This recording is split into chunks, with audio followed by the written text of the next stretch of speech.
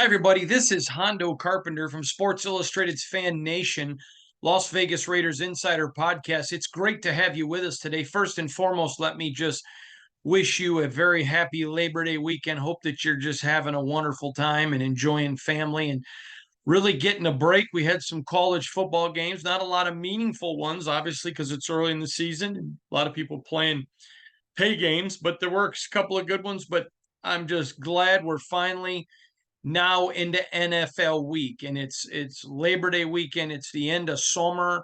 Now we start heading into the fall, looking forward to some snow and just really, well, not snow in Vegas, but around the country. And it's going to be a lot of fun because fall means a couple of really big things, and one of them happens to be football season. For Labor Day weekend, I wanted to do a podcast on 10 of the hardest workers on Labor Day. Labor Day is one of my favorite holidays. It's where you honor hardworking blue collar people. Now, I want to give you a little bit of an understanding. I've got an article coming that's going to be up about Josh McDaniels' secret weapon. I have another one coming into how these are both long form articles. This 2023 team was built. And I want to say this is my fourth season covering the Raiders. And I've always pretty much liked a lot of the Raiders, really good people. Organizationally, they're phenomenal. Um, Players, same way. There's always one or two you're not going to like, but this is literally the first team in decades of covering football where there isn't one guy in this team I don't like, just good people. And I know a lot of people mock me for that. And to be quite honest, I don't care. My father years ago taught me, you know what, root for good people, and I respected him for that, and he did, and it's just part of me. I like good people, and so these are 11 guys on this squad that are blue collar, lunch pail type of workers. Now there are others on this team, but these are the top 11. Now it doesn't mean they're the 11 best players. But what it does mean is these are 11 guys that I think deserve some special mention. Now, some of these guys are not killing it in the weight room because at their position, they don't need to do it. But they kill watching film. They kill it eating right. They work hard at knowing their playbooks. They're doing film. It's just not weight room.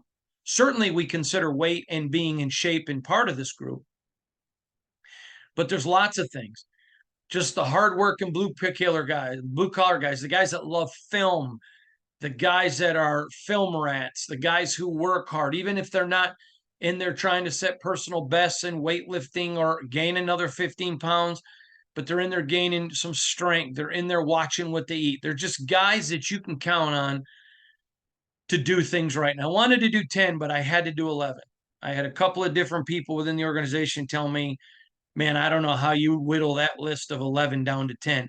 So I want to make it clear there are a bunch of others, but these are the top 11. And the first I want to talk about is Brandon Bolden.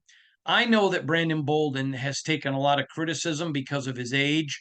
A lot of people have said that, you know, they wish that maybe they wouldn't have kept him and kept a Drake Thomas or kept another offensive lineman.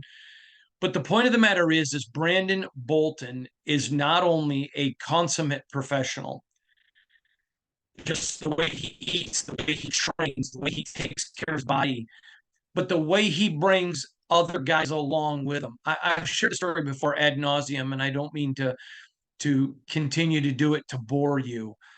But Irvin Johnson, or as fans know him, Magic, once said something to me that you can't be a great player without first being a good player. But then to get to great, it's not that you become even better than good. He said, a great player is a good player that can make everybody around him better. I'll never forget when Irvin told me that. And it really stuck into my mind. So, you know, years later, when I got to watch him, actually a few years before, he told me that I had watched Michael practice at the Minneapolis Metrodome. I had later on, I got to see Kobe. I got to see a couple guys we're going to be talking about later down this list. And I saw what Irvin meant, that That's how to be a great player. Now, not all of these people are great players, but they're your 11 hardest workers that we're celebrating on Labor Day. And Brandon Bolden is one of them. He takes guys aside. He'll point out things to defenders. He's constantly eating right. You don't have to worry about him going and having a 3 banana split off day and coming in sluggish the next. The way that he's been able to maintain and stay in this league is because he understands what Labor Day is all about. He's a hard worker, and his team teases him, Grandpa, you were playing football when Jesus invented football. I love it when he told us that one. But they respect him and they respect his work ethic. And so Brandon Bolden's one of those guys. And these are in no significant order. The next one I want to talk about is Davante Adams. He's not a guy that's in the weight room, trying to put up 700 pounds or gain another 15 pounds of body weight. But he does what he has to do. He's always in perfect shape. One of his teammates said it to me like this, quote, the thing about Tay is this, whether you see him in the middle of the offseason, mini camp, OTAs, training camp, or the season, he's always in great shape. You don't do that not thinking about it every day. I thought that was a really big point one of his teammates made about him, that he eats right every day. Every single day with him is about the season. So you know what? He gets time off and he's still eating the right way because he knows I want to stay in the shape I am all of the time. These guys all watch a ton of film. They're all gym rats. They're working hard. They're doing extra runs. They're doing time. Here's another quote from one of his teammates. I'll never forget the first time I saw him working the jugs. That's the jugs machine that shoots the football to you for pass catchers to catch the ball. I thought to myself, that's the best receiver in the NFL, and look how hard he's working, sweat dripping off his body. That man know what he up to. I mean, Davante has won this team with his work ethic and hard worker. Okay, here's another one. I think he's one of the best players in all the National Football League. It's Max Crosby. I'll never forget years ago, Matt Millen was the general manager of the Lions, and you all know he's a great friend of mine. And there was a lot of debate. Do we go up and try to get a Joe Thomas or Patrick Willis at middle linebacker? Now, Matt loved both of those players, loved them. And there were some people within the organization that really wanted Calvin Johnson. The Raiders had picked a bunch of wide receivers. Had picked the kid out of UCLA who sued the NFL to enter the draft. I think his name was Mike Williams. They'd taken Roy Williams. They'd taken Charles Rogers out of Michigan State, and Matt didn't want that. He goes, hey, as great as Calvin Johnson is, at most he affects the game 15 times a game. A Joe Thomas or a Patrick Willis, they're on the field 60 times a game.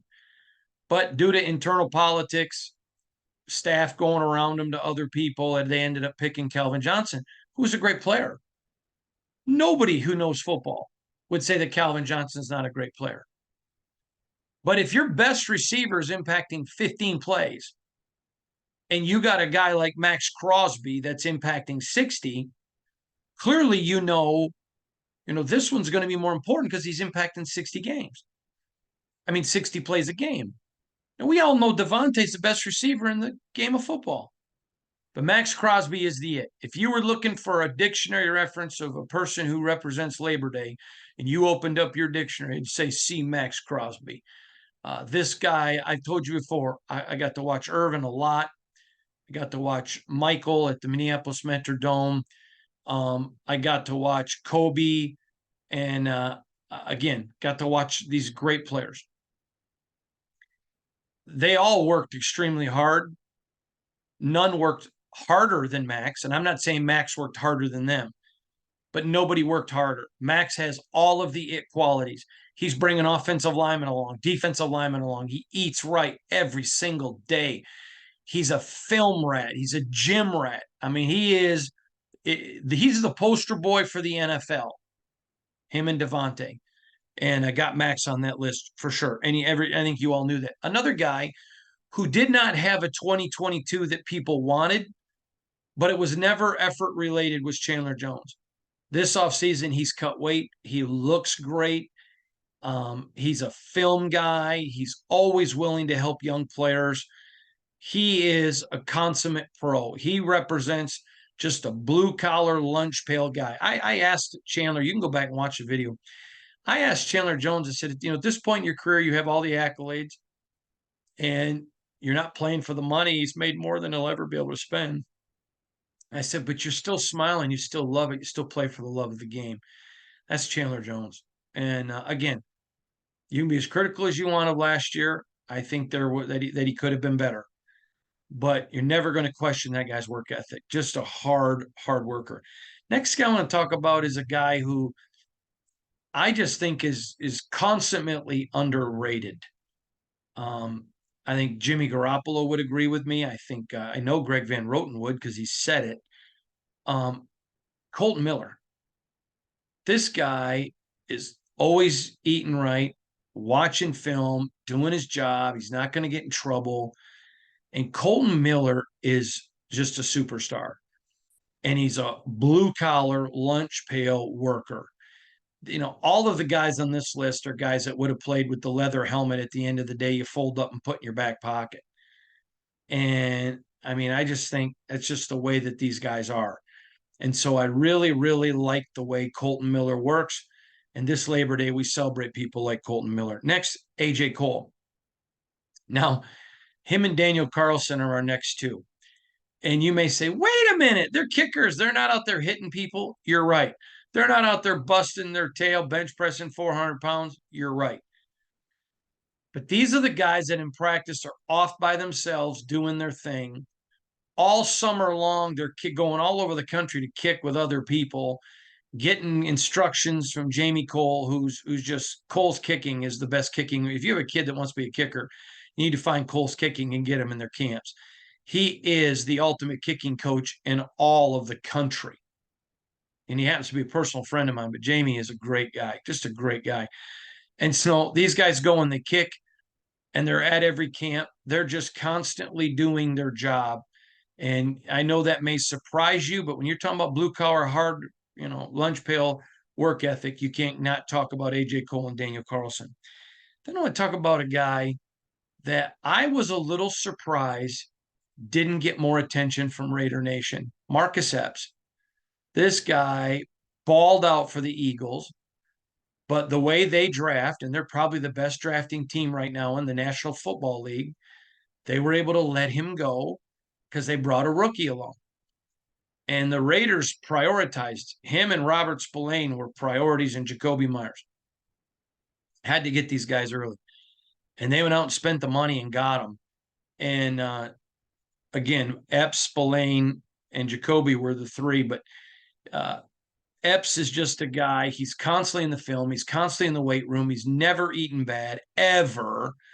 I heard a funny story that one of the players' wives made something, and he brought it in. And there was only a few guys, and all of those few were on this list. They were like, no, I can't eat that. Can't eat that. And Epps was one of them. Next, I want to talk about Robert Spillane. This is a baller. This guy is going to turn a lot of heads. I know a lot of you aren't sure who he is. That's fine. You're going to be. This guy played the last 6 games of the year for Pittsburgh, every rep, every down on defense and special teams. The Raiders prioritize them. Epps and Spillane are they're different personalities, but they work like Maxx Crosby. And he's a blue collar lunch pail. He makes everybody around him better. The Raiders, you can go out and get a free agent and you're better for that free agent. Then you can go out and hire a free agent and you're better for that free agent. And that free agent makes everybody else around you better. And he's teaching guys not only the playbook, but how to eat, how to work in the weight room. Robert Spillane, love him. And I love it. Next is a guy that you may say, how can you have him here? He was holding out. Well, he's back now. And that guy is Josh Jacobs. Everybody knew, and I told you he was going to be in great shape. Everybody knew it. There's no surprise there. The surprise was he was in better than great shape. People were astounded at him. I'm trying to think if I can tell you this or not. Well, I probably shouldn't. But one of his teammates told me what he looked like when they saw him when he got in. And I don't want to say who it is in case it would give away who the person was. I want to protect their identity. But Josh Jacobs is a great kid. He's a super hard worker. Kid is just hard worker. He'll do stuff in the community. He's watching film. He's eating right. Um, Phenomenal player, just a super hard worker. And then the last one I want to talk about that may surprise you a little bit is Dylan Parham. This kid had an amazing rookie year. Amazing rookie year. Amazing rookie year. Underrated a lot by the fans. The guy makes people better. He's a baller. He's in the weight room. He's so careful on what he puts into his body. You know, he's slimming up, adding weight when it's necessary. He's constantly doing the little things. He is a blue collar guy. Um, he's different in personality than Max. Not going to cuss everybody out. He's not going to trash talk. He's a lot like Colton Miller. So it's a very familiar thing with offensive linemen. But he's got Max's work ethic, and he's a hard worker. Um, I don't know Dylan's family. I've never met them, but whoever they are, they should take a bow. You raised a son with a work ethic that's just very impressive. Now, there are other guys that could have been on this list. And quite frankly, if I wasn't limiting it to 10, I would have done a lot more because the Raiders have done a phenomenal job putting together a roster full of these kind of guys. You know, when you hear Dave Ziegler or others talk about we're looking for high character guys, people automatically think, oh, they're looking for Sunday school teachers. No, they're not. They're looking for guys that take the game serious, love the game, prepare appropriately, do the things like the food they eat when they're not at the facility, watching film on their iPad when they're not at the facility. What are they doing? Do they have football character? Are they going out and getting slobbered drunk the night before a game? Well, that's not football character. And you're paid a lot of money to produce. You're in bed early. I remember there was a player, and I'm not going to say who, years ago that a lot of people around the league thought he was part of a party or whatever. And I'm not saying he didn't enjoy a pop once in a while, but I'll never forget one time he had said to me, text me. He needed something. And I said, okay. So I texted him at like 8:30 in the evening on Saturday. And when I get it back from him the next day, I'm in the locker room. And I said, hey, I texted you. He goes, yeah, man, I was already in bed. It's game night. And he goes, I'm never. He goes, I may on a Monday or Tuesday go out and have a couple of pops. He says, but man, I'm not game day. It's all about the game. And that's the type of player that the Raiders have looked for. They're looking for high character guys. I'm not going to tell you who because I think it would embarrass him. But I remember a particular time there was a Raider player that they were going to give some time off. And he just made it clear to them. Now, I was not covering the team at the time, but he told me this story. He goes, I told him, I don't care if we've already secured our playoff spot. There's people paying to come watch me. I always loved that. Michael Jordan used to play every game. Nowadays in NBA and other sports, you see him, well, this person's taking a rest day. And I'll never forget one time hearing Michael Jordan talk about, no, I knew these people were saving up. Kobe talked about it. They wanted to come see me. I wasn't going to disappoint them. I had the privilege once of spending an afternoon with Warren Spahn, the great baseball player. And we were talking about baseball and how it was changing and, pitch counts. And now all of a sudden guys didn't pitch their way out of trouble and all this stuff. And he told me how many innings he had pitched one year. I couldn't believe it. And he goes, I had to learn how to pitch my way out of stuff.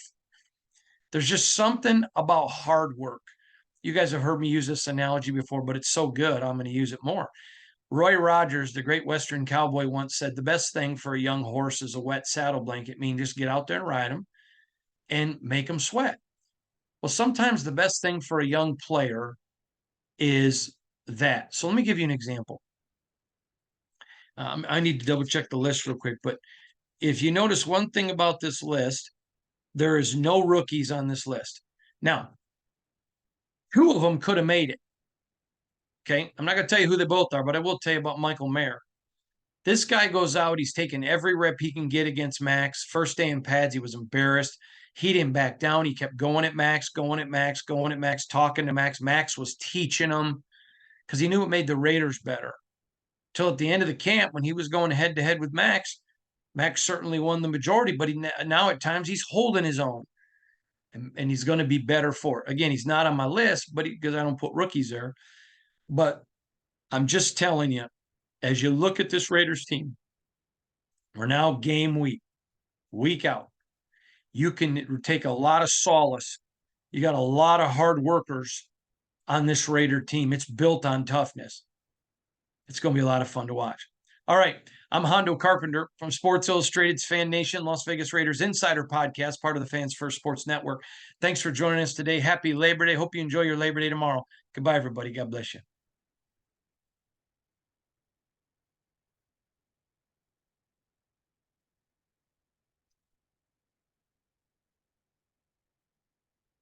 Jeez.